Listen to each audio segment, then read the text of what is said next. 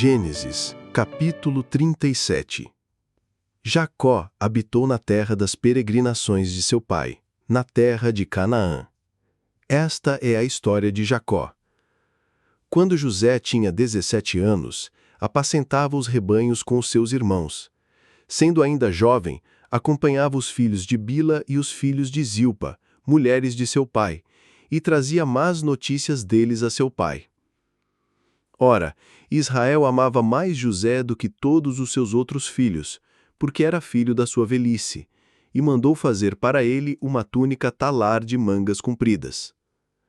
Quando seus irmãos viram que o pai o amava mais do que todos os outros filhos, odiaram-no e já não podiam falar com ele de forma pacífica.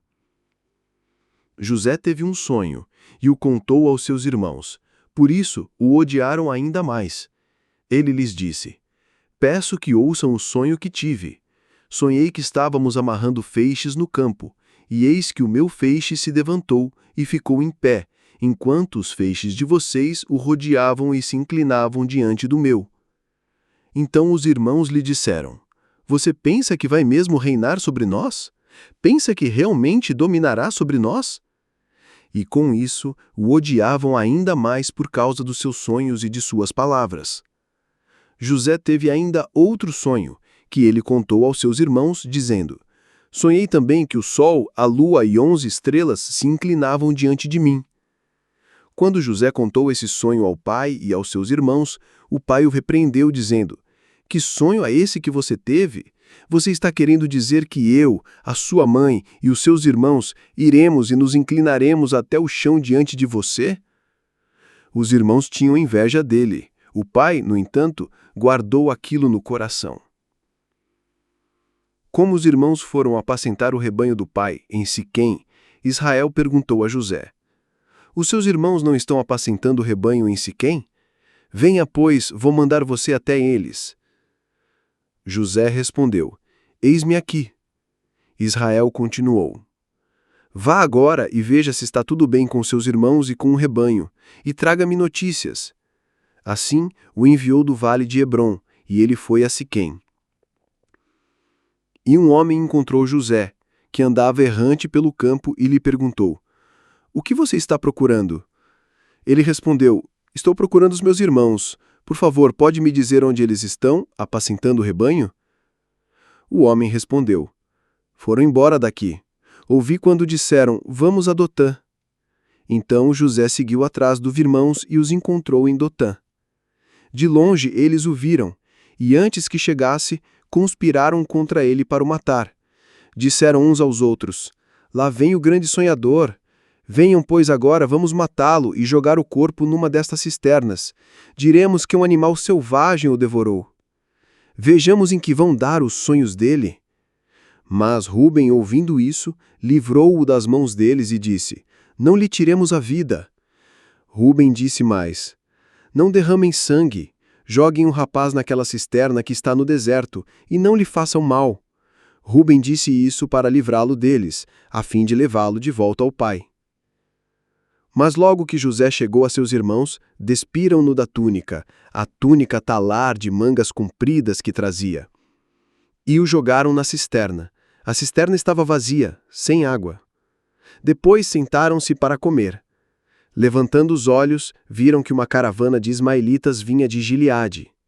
Seus camelos traziam especiarias, bálsamo e mirra, que levavam para o Egito. Então Judá disse aos seus irmãos: "O que vamos ganhar se matarmos o nosso irmão e depois escondermos a sua morte? Venham, vamos vendê-lo aos ismaelitas. Não lhe façamos mal, pois é nosso irmão, é do nosso sangue." Seus irmãos concordaram. E quando os mercadores midianitas passaram, os irmãos de José o tiraram da cisterna e o venderam aos ismaelitas por 20 moedas de prata. E os ismaelitas levaram José para o Egito. Quando Ruben voltou à cisterna, eis que José não estava nela. Então rasgou as suas roupas. E voltando aos seus irmãos, disse: "O rapaz não está mais lá. E agora, o que eu vou fazer?" Então pegaram a túnica de José, mataram um bode e molharam a túnica no sangue. E enviaram a túnica de mangas compridas ao pai com este recado: achamos isto, veja se é ou não a túnica de seu filho. Ele a reconheceu e disse: é a túnica de meu filho, um animal selvagem o devorou. Certamente José foi despedaçado. Então Jacó rasgou as suas roupas, vestiu-se de pano de saco e lamentou o filho durante muitos dias. Todos os seus filhos e todas as suas filhas vieram para o consolar. Ele, porém, recusou ser consolado e disse: chorando descerei à sepultura para junto do meu filho, e continuou a chorar pelo filho. Enquanto isso, no Egito, os midianitas venderam José a Potifar, oficial de Faraó, comandante da guarda. Se você está gostando de ouvir a palavra, inscreva-se no canal e ative o sininho. Aqui tudo é produzido com muito amor para você. Gênesis capítulo 38. Aconteceu por esse tempo que Judá se afastou de seus irmãos e se hospedou na casa de um adulamita chamado Mira. Ali Judá viu a filha de um cananeu chamado Sua. Ele a tomou por mulher e teve relações com ela. A mulher ficou grávida e deu à luz um filho, e Judá lhe deu o nome de Er. Ela ficou grávida outra vez e deu à luz outro filho, a quem ela deu o nome de Onã. Mais uma vez ela ficou grávida e deu à luz outro filho, a quem ela chamou de Selá. Ela estava em Queside quando o teve. Judá tomou uma esposa para Er, o seu primogênito. O nome dela era Tamar. No entanto, Er, o primogênito de Judá, era mau aos olhos do Senhor, e por isso o Senhor fez com que ele morresse. Então Judá disse a Onã: tenha relações com a mulher do seu irmão, cumpra a obrigação de cunhado e dê uma descendência ao seu irmão. Mas Onã sabia que o filho não seria considerado seu. Por isso, todas as vezes que tinha relações com a mulher de seu irmão, deixava o sêmen cair na terra, para não dar descendência a seu irmão. Isso, porém, que fazia era mal aos olhos do Senhor, e por isso fez com que também este morresse. Então o Judá disse a Tamar, sua nora: continue viúva na casa de seu pai até que Selá, meu filho, cresça. Pois Judá pensava assim: é para que não morra também este como seus irmãos. Assim Tamar se foi, passando a morar na casa do pai dela. Algum tempo depois, morreu a mulher de Judá, que era filha de Sua. Quando terminou o período de luto, Judá foi até onde estavam os tosqueadores de suas ovelhas, em Tímina, ele e seu amigo Ira, o adulamita. E alguém foi dizer a Tamar: eis que o seu sogro está a caminho de Tímina, para tosquear as ovelhas. Então ela tirou as suas roupas de viúva e, cobrindo-se com um véu, se disfarçou e se sentou à entrada de Enaim, no caminho de Tímina, porque ela sabia que Selá já era homem e ela não lhe havia sido dada por mulher. Quando Judá a viu, pensou que se tratava de uma prostituta, pois ela havia coberto o rosto. Então se dirigiu a ela no caminho e lhe disse: venha, quero ter relações com você. Acontece que ele não sabia que ela era sua nora. Ela respondeu: o que você me dá para ter relações comigo? Ele respondeu: eu mando para você um cabrito do meu rebanho.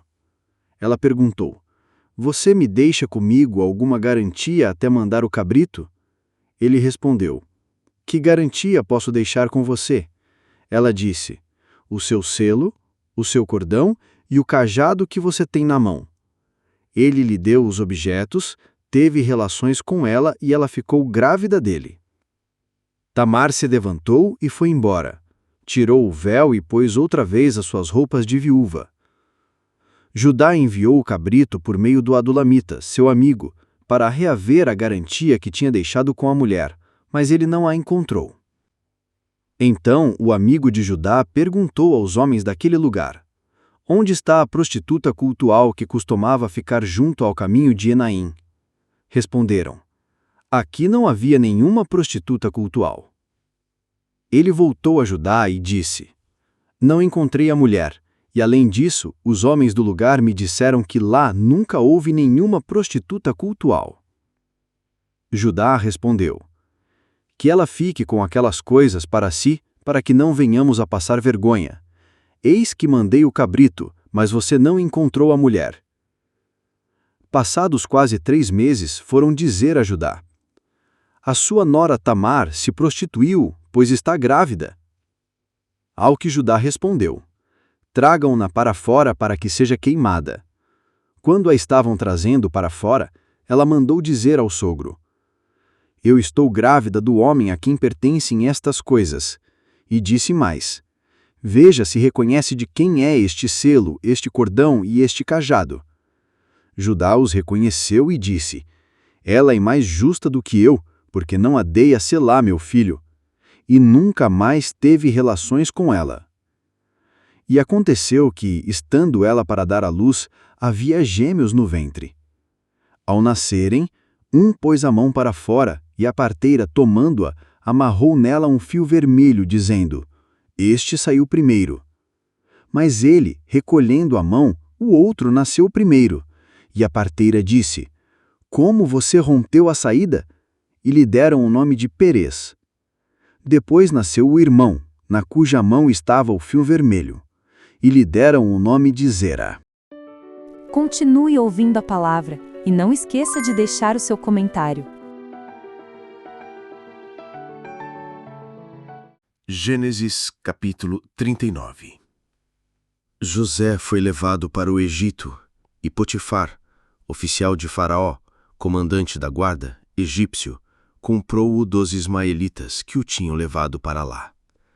O Senhor Deus estava com José, que veio a ser homem próspero, e estava na casa de seu dono egípcio. Potifar viu que o Senhor estava com José, e que tudo o que ele fazia, o Senhor prosperava em suas mãos. Assim José achou favor diante dos olhos de seu dono e o servia. E ele pôs José por mordomo de sua casa e encarregado de tudo o que tinha. E desde que Potifar o fez mordomo de sua casa e encarregado de tudo o que tinha, o Senhor abençoou a casa do egípcio por causa de José. A bênção do Senhor estava sobre tudo o que tinha, tanto em casa como no campo. Potifar confiou tudo o que tinha às mãos de José, de maneira que não se preocupava com nada, a não ser com o pão que comia. José tinha um belo porte e boa aparência. Assim, depois de algum tempo, a mulher de Potifar pôs os olhos em José e lhe disse: venha para a cama comigo. Ele, porém, recusou, e disse à mulher do seu dono: escute, o meu senhor não se preocupa com nada do que existe nesta casa, porque eu estou aqui. Tudo o que tem, ele passou às minhas mãos. Não há ninguém nesta casa que esteja acima de mim. Ele não me vedou nada, a não ser a senhora, porque é a mulher dele. Como, pois, cometeria eu tamanha maldade e pecaria contra Deus? Ela falava com José todos os dias, mas ele não lhe dava ouvidos, recusando-se a ir para a cama com ela e a ficar perto dela.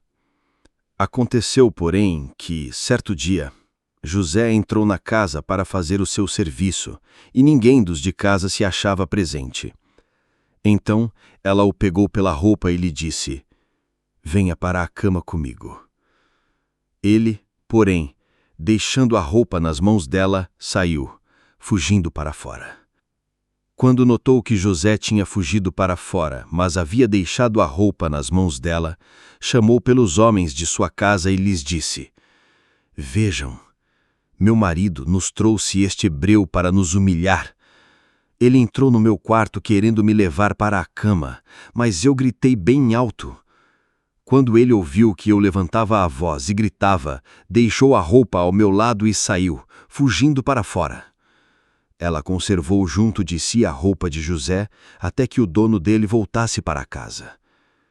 Então ele falou segundo as mesmas palavras e disse: o escravo hebreu que você nos trouxe entrou no meu quarto para me humilhar, mas quando levantei a voz e gritei, ele deixou a roupa ao meu lado e fugiu para fora.